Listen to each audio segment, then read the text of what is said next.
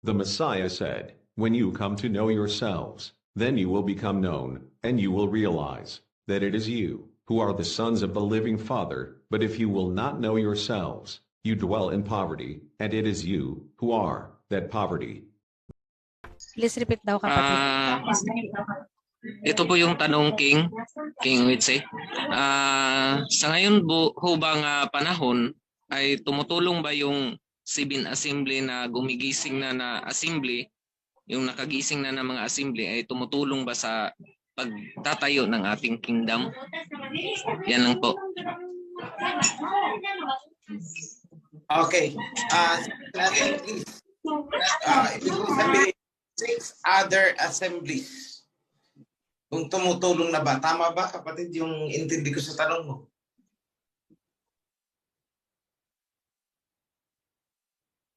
Opo, King. Tama po. Ang 7 assemblies ay hindi pa nag-i-exist ngayon dahil tayo ang tutulong sa kanila para makabangon sila. In short, tayo yung binababangon. At tayo ang babangon sa kanila. Nakuha mo, kapatid, ang sagot ko. The 7 assemblies will only be awakened kapag na-publish ang ating Torah and Covenant. Otherwise, tulog sila hanggang ngayon. Okay po, sige po. Salamat po.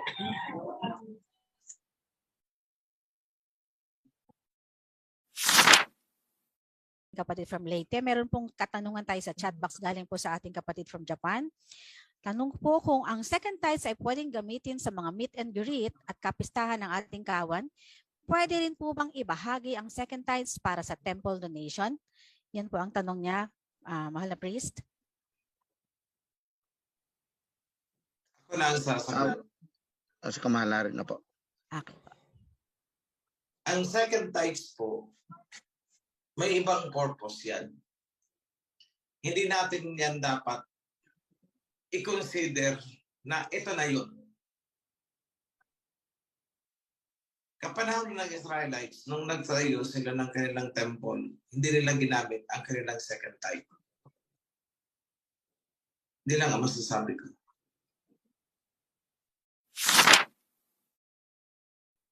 Isa pa po tanong ko lang, kasi po, ang binabalita nyo dyan na magbigay ng alahas is totally bang mga ginto po? Or pwede yung mga may mga stone? Kasi di ba ang stone wala naman pong value? Actually, kung ginto na may stone, actually tinutunaw natin yun eh. Okay, pwede pala yun. Kinukuha natin ang kinukuha natin ang ginto. Then yung stone, if it is valuable, depende na kasi may ibang committee na humahawak kasi nila. So hindi ko masagot specifically. Kasi it's not actually only the crown, it's not only the scepter na kailangan paglaan ng ginto, kundi pati yung mga gamit sa templo. Marami tayong gamit sa templo na made of gold. So it's not only the crown. Kasi basically, yung sa crown is almost fulfilled na ang requirement. Almost pa lang hindi pa 100%. So may mga pledges doon. So sa atin is tinatanggap natin para just in case kulangin, edi may gagamitin tayo. Kung sumobra naman, doon natin sa temple gagamitin yan. So as you can see, pati yung, I will give an example, yung menorah mismo, yung menorah is gold yan. Yung sinisindihan with 7 lamps, gold po yan. So we are striving hard to come up with it as is gold. Kahit very low carat lang, sabihin natin na 10 carat lang yan, basta it's gold. IT. Mapagpalang araw po sa ating mahal na hari, sa lahat ng priest moderators at sa lahat ng Zoom. Yung tanong ko po, hihingin ko lang po sa inyo ng advice kay King Hawashai. Kasi last Zoom kasi po na announce po na late this year, bibitawan po ng Pilipinas yung dollar. Hingi po sana ako ng advice, it's advisable pa po ba na magtrabaho po sa isang company, kasi yung husband ko po kasi nagtatrabaho sa isang company, UK company po siya, tapos yung sweldo po nila is in dollar form. Advisable po ba na magtrabaho doon since bibitawan na po ng Pilipinas yung dollar this late year? Okay. Let me pakimute. Okay. Let me be clear on that. Na ang Pilipinas bibitawan ang dollar sa international trade. Hindi po pa kayo affected nun. Kumbaga sa import and export activity pa lang, mag-quit ang Philippines. And that is on the making. So ibig sabihin, kunwari mag-export tayo ng ano ba ang produkto natin na ini-export o saging galing ng Davao. Ang tatanggapin na payment natin, tinatanggap natin ngayon, ang bayaran niyan is in dollar right now. Pero this time, kung in-export natin yan papuntang China, yuan ang tatanggapin natin. Or kung ano yung mapapagkasunduan ng mga bansa na exchange currency. Hindi na dollar. So, on the other hand, halimbawa, ang Malaysia, nag-export papunta sa atin ng oil, palm oil. Dati-rati, kailangan nating bumili ng dolyar para ibayad sa kanila dahil yun ang tinatanggap nila.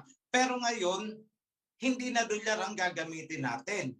Bagkus ang gagamitin is a common currency na pagkakasunduan ng mga bansa sa ASEAN countries. Hindi pa po kayo affected dyan. Hindi pa. So tuloy lang muna.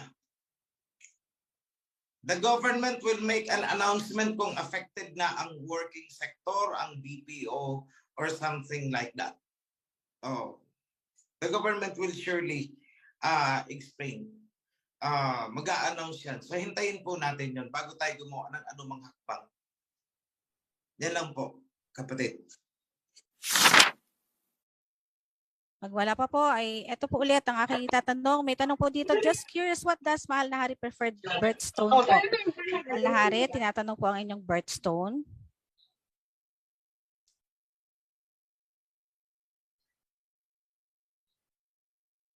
Ano daw yun sis? Sorry. Yung birthstone daw po ninyo, Mahal na Hari. Tinatanong po niya yung... Hindi ko alam. Okay. Hindi. So whatever you have in there, kung gusto nyo may mapagagamitan naman siguro. But coordinate muna bago kayo kung if that is specific jewel. Kasi sayang naman kung hindi natin magagamit. Coordinate muna. Ibigay nyo kung ano specifically yan, anong size, ganun, para malaman natin kung mapapaggamitan tayo. Okay. But at this time, what we need most is gold and silver. Okay.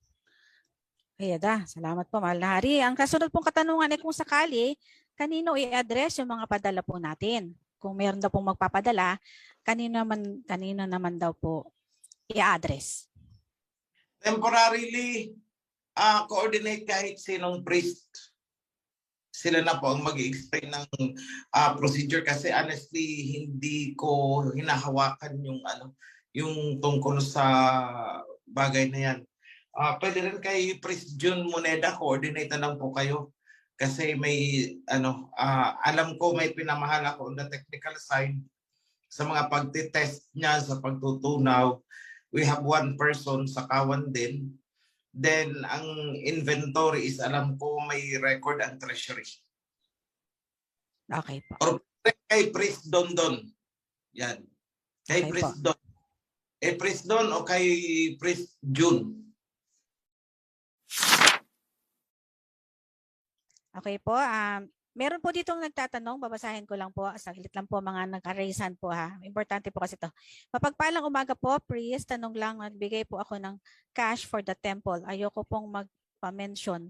Kailangan ko po bang ilagay kung magkano ang binigay ko sa temple? Yan po ang kanyang tanong po, mahal na hari.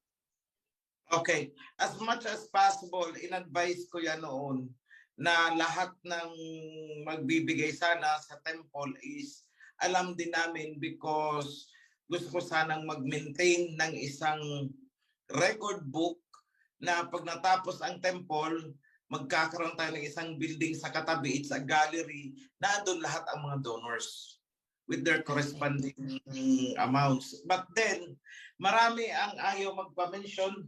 In fact, ang ibang may isang tao na nag-commit ng group of people pala. Hindi ko na pangalanan. They committed 1 million. Actually, naibigay na nila ang 1 million. Pero ayaw nilang magpa-mention ng pangalan nila. So I could not I could not force them kasi ipinasok na lang, pinadala sa sa bank account. So we don't know who they are. Honestly, we don't know. Kaya ang ko lang sa mga mag-anonymous, please idirekta ninyo sa bank account natin. Huwag ipapadala sa kung sino-sino kasi hindi ko sinasabing hindi mapapagkatiwalaan, but that is money. Baka mamaya magkatanungan kayo, magkadudahan, binigay mo ba? Sasabihin, binigay ko. Tapos nagdududa yung nagbigay na yung donor na baka hindi mo binigay, pagsisimulan ng away. So para sa akin is, if you want to remain anonymous, that is your prerogative, pero ang pakiusap ko lang, direkta na ninyo doon sa bank account that is exclusively pondo para sa temple construction. Kasi doon, pag nag-withdraw, yung cheque, pag inilabas, may justification kagad dyan at hindi lalabas ang cheque na hindi cleared kung para saan, anong material ang gagamitin o kung ibabayad ng labor or ikokontrata whatsoever. It's clear there bago lumabas ang cheque. So, up to the last centavo, everything is accounted. Reflected kasi sa bank account. When it is reflected sa bank account, mismong ang bangko ang nag-scrutinize, hinihinga ng explanation o may withdrawal kayong ganito. At the end of the month, humihingi sila ng summary report. So doon nyo na lang po i-diretso if you want to be anonymous.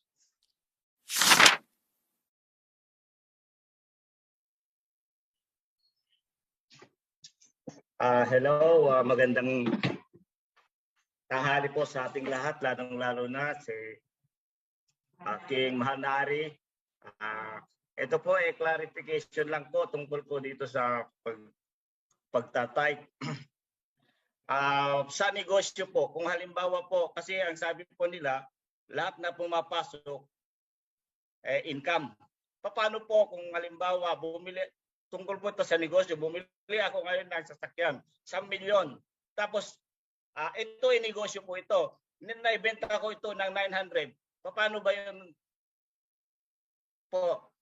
Paano ba ang sistema ng binenta ko na, binili ko po ng 1 milyon. Dahil sa may depreciation po ito, nabenta ko ito ng 900,000. Paano po ang sistema doon?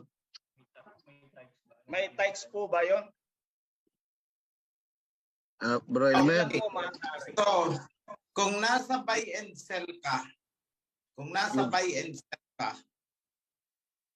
ng sasakyan, binili mo kunwari, kasi meron tayo talagang kapatid na nasa buy and sell ng mga sasakyan, yung mga second hand ang kanyang negosyo.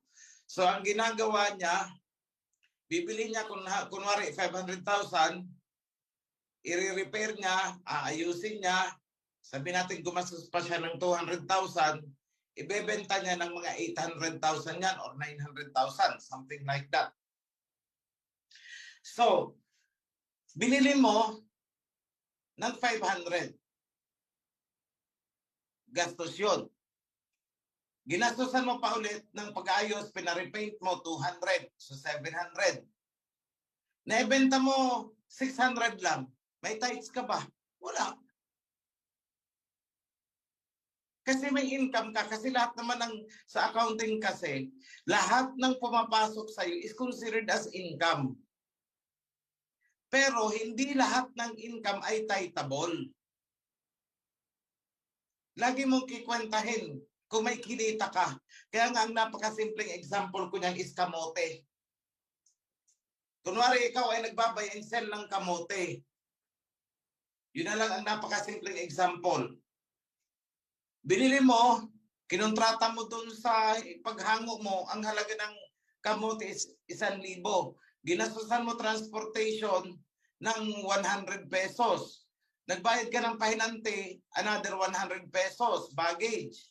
Okay, so magkano ang puhunan mo? 1,002. Eh, nung ibinenta mo, 900 lang kasi nabulukan ka. Ang tanong, may tithes ka bang babayaran? Wala, kasi ang tithes is defined doon sa from your increase. Ibig sabihin, from your net income out of that transaction. So kung lugi ka, wala kang tithes. 1,200 ang puhunan mo. Naibenta mo ng 1,500, yun ang kinita mo. May neto ka na 300. Saan mo i-base ang tithes mo? Doon sa 300. Hindi sa 1,002 o hindi sa 1,500, kundi sa 300 lang. Kasi yung 1,002 ay puhunan mo yun. So hindi mo pwedeng bawasan yun para sa tithes. Ngayon, paano na lang kung ita-tithes mo yun? Eh kung inutangan mo din ang 1,200. Maraming nagninegosyo na walang sariling puhunan, inuutang nila ang puhunan nila. O kunwari, nangutang ka sa kapitbahay mo, 1,000. Pahiram muna ako 1,000, hahango ako ng kamote. So, naghango ka ng kamote, 1,000. Ginastusan mo 200 pamasahe. Binenta mo 1,300. Ang tanong, saan ka magbe-base? So alisin mo muna yung pera na hindi sa'yo. Yung 1,000 na yun ay hindi sa'yo. Inutangan mo yun. Bayaran mo muna. O magkano ang natira sa'yo? O di 300. Magkano pang hindi mo nababawi? May 200 pa. Kasi transportation mo. O ilan ang neto mo? 100. Magkano ang tithes mo? 10% nun. Ili 10 piso. I hope clear po. Yeda, kapatid, okay po ba? Kaya lagi Sagot kong po. kinaklarify, ang puhunan po ay hindi pagbabasehan ng tithe. Kasi po yan, ang puhunan, paano kung inutangan mo? Yun ang principle dyan eh. Yung puhunan ay hindi net. Iba ang net, iba ang puhunan. Ang puhunan is yan yung pinapagulong mo.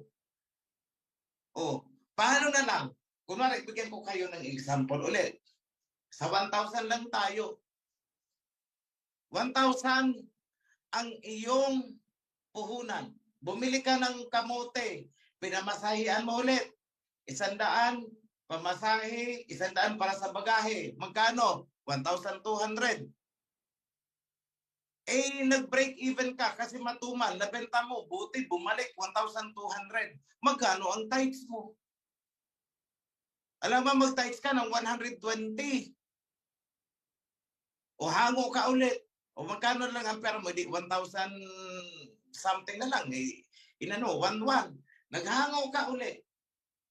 This time, sabi mo 200 ang pamasahe. So 900 lang ang halaga ng kamote. Bumila ka ulit ng kamote, 900 na lang. Kasi tinites mo lang 100 eh. Binenta mo. Break even, 900. Tatites mo ulit ang 90 kasi 10%. O magkano lang natira sa puhunan mo? 800 na lang. O bumili ka ulit ng kamote, gusto kong bumawi. 800. Nabenta mo, matumali, 810. O, mag 10% ka ba? 81 pesos. Eh magkano lang natira sa puhunan mo? 700 na lang. Eh hindi po ganun ang tithes. Kasi malinaw naman ang instruction ng Aba. 10% of your increase. 10% ng increase doon sa puhunan mo. 1,000 ang puhunan mo. Ang bumalik sa'yo is 1,100. How much is the increase? Eh di 100. O di doon ka lang sa 100 pag-base ng tithes mo. Same thing. Sasakyan man yan. Binili mo ng 1,000,000.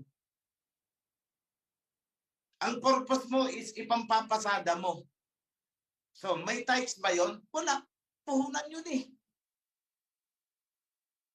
Ngayon, sa isang buwan, kumita ka sa pamamasada mo, kumita ka ng 100,000. Oh. So, ang 1 million mo, nag-100,000 na. 1,100,000. Pero ang 100 million, hindi pa liquid. Andun sa sasakyan, gumugulong pa sa kalsada eh. Di ba? So saan ka magbe-base ng tithes mo? Eh doon sa kita na 100,000. Pero teka lang, naputokan ka ng gulong pala eh. So ang 100,000, binawasan mo pa ng 10,000. O 90,000 na lang pala. O magkano ang tithes mo? O di 10% ng 9,000. Ay, teka lang, OXC, nagpa-change oil pala ako eh. Ibawas mo. O magkano ang change oil? Ipagpalagyan natin 5,000. O saan ka na magbe-base? O 100,000 ang income mo ha?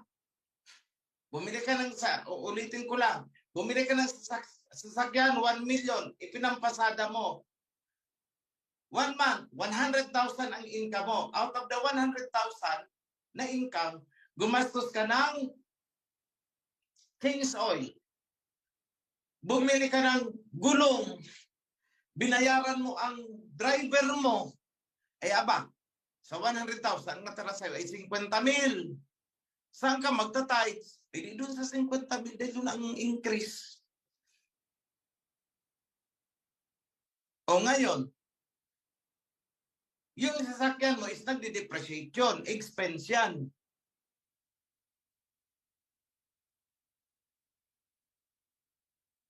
Nung medyo 1 year after, sabi mo, ibebenta ko itong sasakyan ko. Matumal. Binenta mo, nabenta ng 500,000. Magta-tithes ka ba doon? Hindi. Dahil puhunan po yun.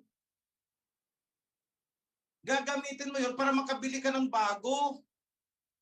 O pag kumita na ulit yung bago mong sasakyan, sa kita nun, doon ka na naman kukuha ng tithes.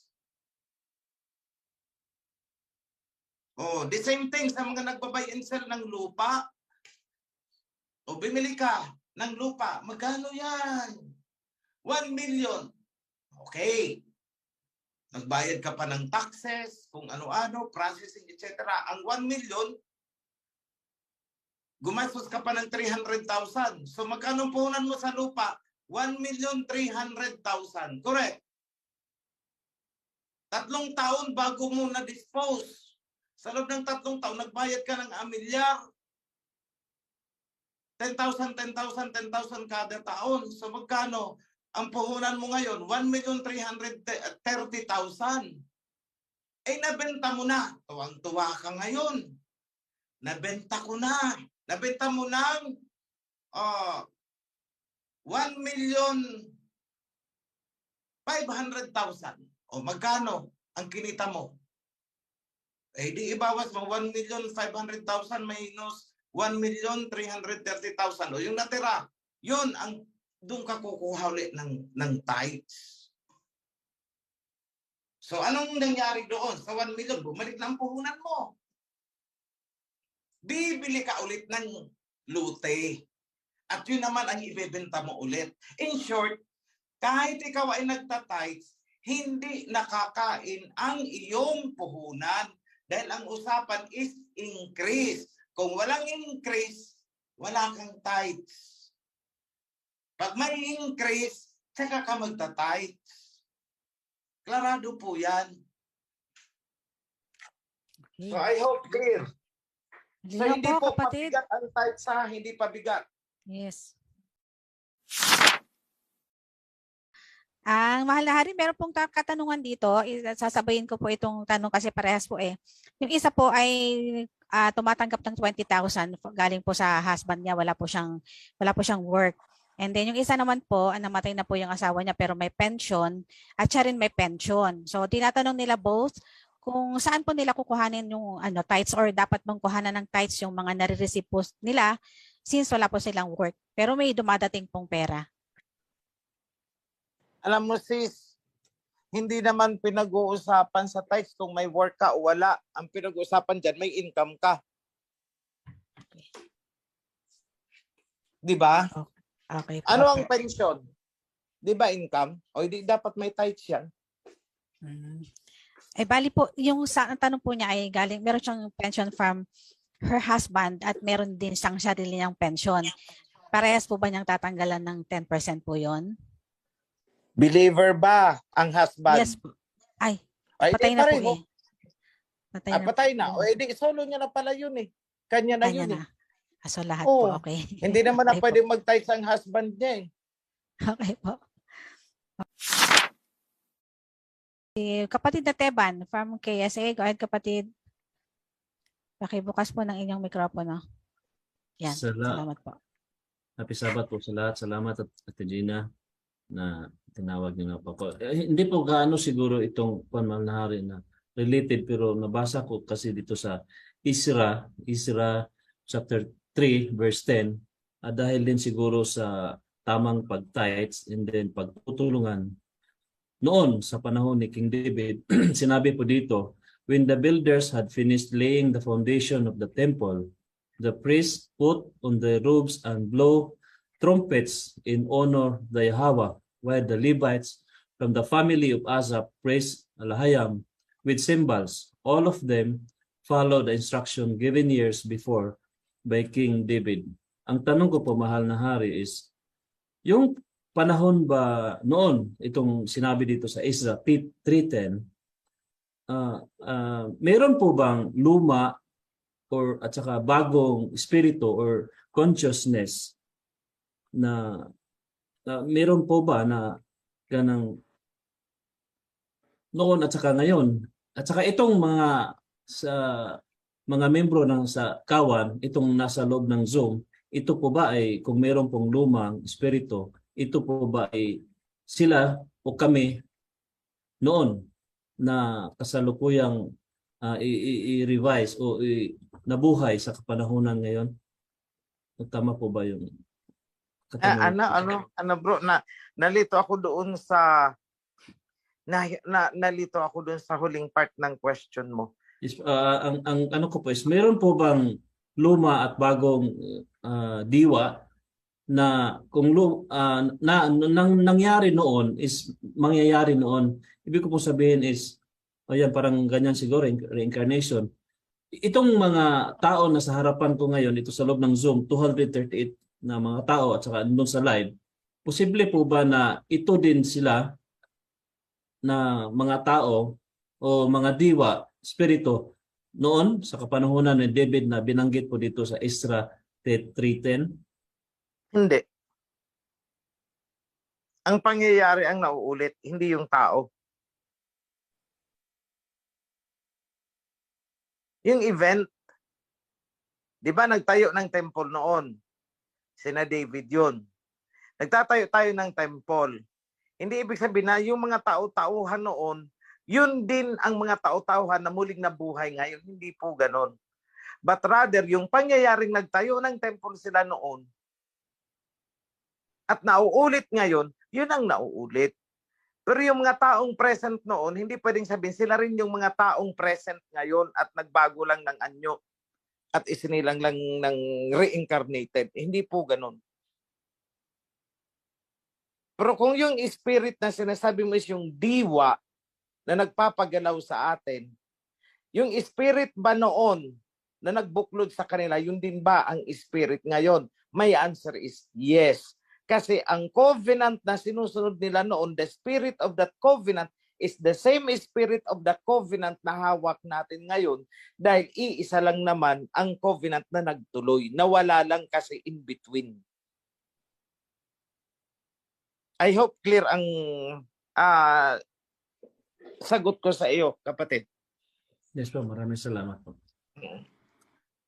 So, ulitin ko lang ha, yung mga nagtugtog ng cymbals noon, huwag niyong iisipin na yun din ang mga nagtutugtog ngayon dyan sa Herald. Hindi po ganun.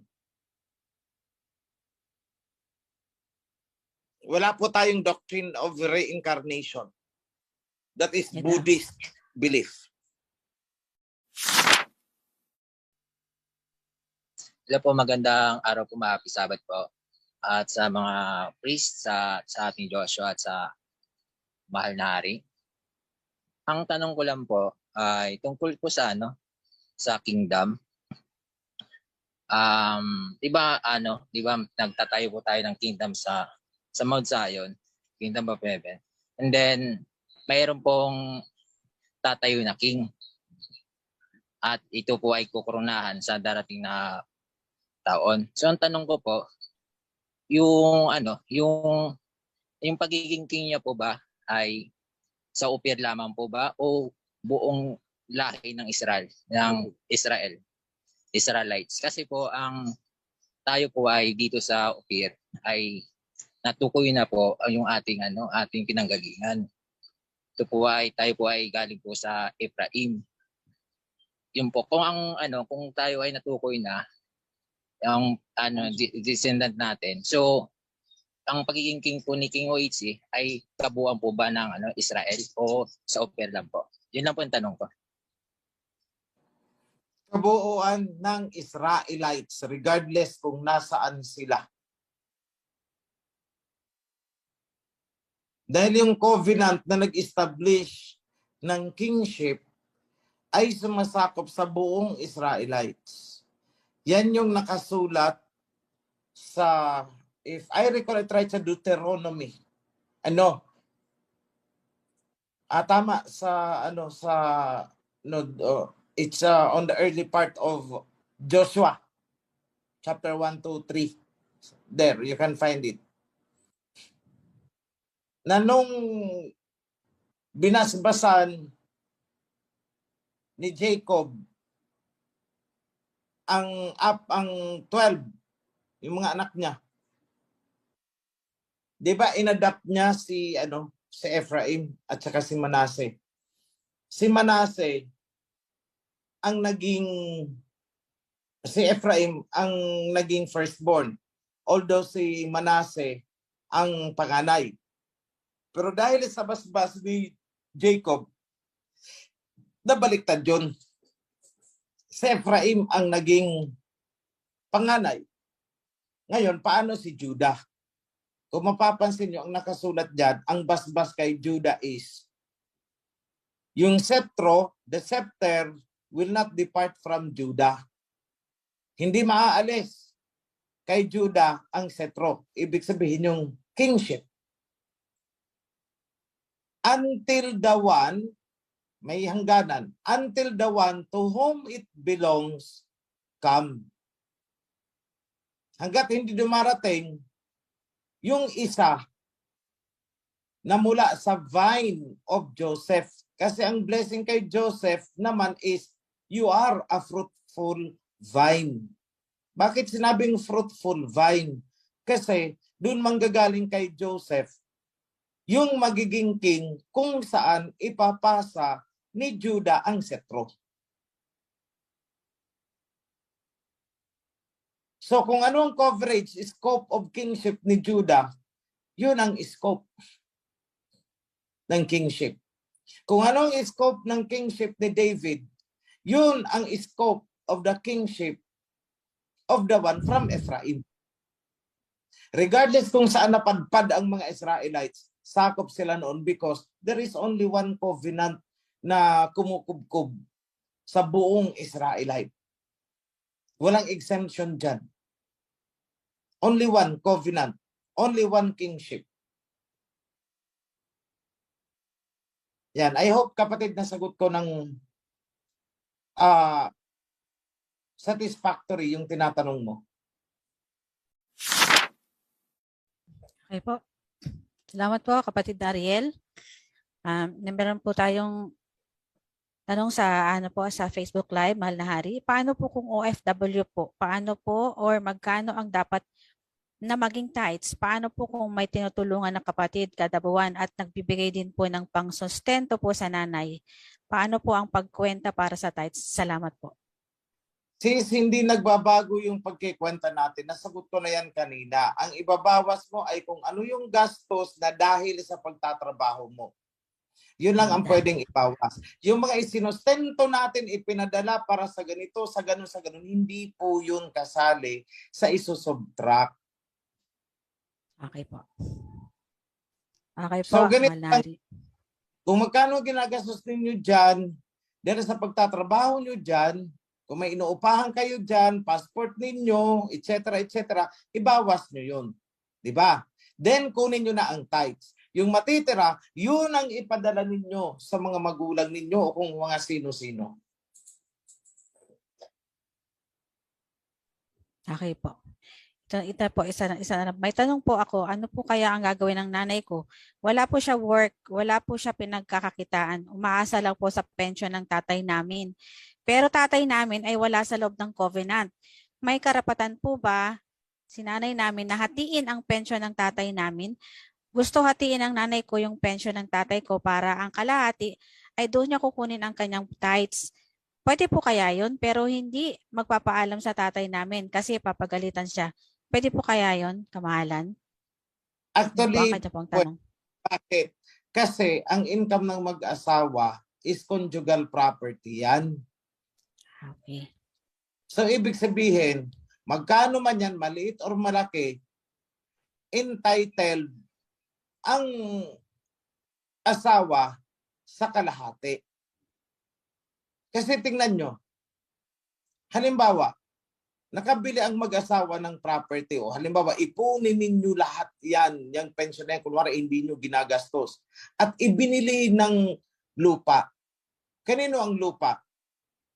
Conjugal. Ibig sabihin, kalahati nun sa babae, kalahati doon sa lalaki. So, ibig sabihin, proportionately, ang income nilang mag-asawa is conjugal property yan. Kahit isa lang dyan ang naghanap buhay, conjugal property yan, entitled sa kalahati, yung asawang babae. So, i-compute mo, doon sa entitled ng halimbawa, 10,000 yan, o di sa 5,000 ka, kumuha, tell yun ang kalahati, kung ka kumuha ng 500. Huwag 1,000. Kasi hindi titable yung income ng lalaki. Okay po. Sana po yung nasagot, kapatid. Kapatid na taga Leyte po. Okay, pwede na po kayo mag-unmute. Sis Judita Jerusalem. Hindi pa rin. Okay po. Ito po, isa pa po, Mahal na Hari, mapagpalang araw po sa lahat, lalo na kay King OHC at sa lahat ng kaparian. Tanong ko lang po, ako po, kung siya daw po ba ay nagkakasala, kasi po ang kanyang ginagawang tithing po ay doon po siya nagkumukuha sa gross, hindi po doon sa net. Tinatanong po niya kung ano daw po ba yun, may kasalanan daw po ba siya doon? Wala. Yan na. Kasi in-exempt, considered as a love offering. Okay. Pero sinasabi ko na nga, ang tithes is ayoko magdagdag bawas dyan sa kung anong nakasulat is 10%. But if you want to give more than that, hindi naman siguro magagalit ang aba. Matutuwa nga yun pinasobrahan mo Opo nga. Ito po, isa pa pong katanungan. Tanong ko lang po, may konting pera po ako bago mabaptize. Hindi ko po yun binawasan for tithes. Tapos nung nabaptize na ako, doon ko lang po mag-umpisa mag-tithes sa mismo monthly sahod ko. Tanong ko po, mali po ba ang ginawa ko sa tithes, sa pag-tithes? Thank you po sa sagot. Umpisa ng tithes na mismo monthly. Yun daw po, may konti daw po siyang pera nung bago siya mabaptize at hindi daw niya ito binawasan for tithes bago po siya mabaptize po. Tapos nung mabaptize na siya, doon pa lang siya nag-umpisa mag-tithes, sa mismo monthly sahod po niya. Hindi niya sinama yung counting pera po niya. Kung ano daw po ba yun, kung okay daw po ba o mali daw po ba yun o dapat niyang bawasan yung meron siyang kaunti. Yun po ang kanyang tanong po.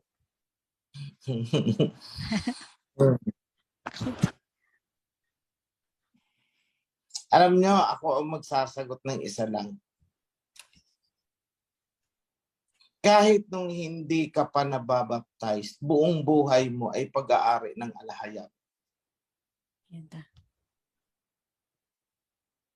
Sa totoo lang, mula nang isilang tayo, we don't own anything, not even ourselves. Kahit yung katawan natin, hindi natin sarili yan. Baptize tayo o hindi. Hindi natin pag-aari yan. The same applies sa savings. Kahit yung savings mo nung hindi ka pa nababaptize, hindi pa rin iyo yan eh. Dahil mismong buhay nga, hindi iyo eh. So dyan mo malalaman kung dapat i-tithes o hindi. So let me give you an example. Ito, hindi naman ito pinaglilihim eh. Yung isang kapatid natin na, sabi natin well-to-do siya. Actually, malaking-malaki na ang donate niya para sa ating templo, para sa lupa na kinatitirikan niyan. A majority of the fund actually is galing sa kanya. Sabihin natin 60 to 70% mula sa lupa na kinatitirikan ng templo hanggang sa pagtatayo ng templo. Sabi natin roughly 60 to 70% is galing sa kanya. Alam niyo kung bakit niya ginagawa yan? Sobra-sobra siya mag-tithes actually. Kasi nag-compute siya. Mula daw nang kumikita siya, kabataan niya hanggang sa ngayon, ang laki daw ng utang niya sa Aba. And so he is trying his best to adjust yung finances niya para makabawi lang siya sa tithes para sa Aba. Dahil sa mga blessings na tinanggap niya na noon pa, hindi niya pa man kilala ang Aba. So base your thinking sa Kanya. At ako na ang magsasabi sa inyo, more blessings will come your way.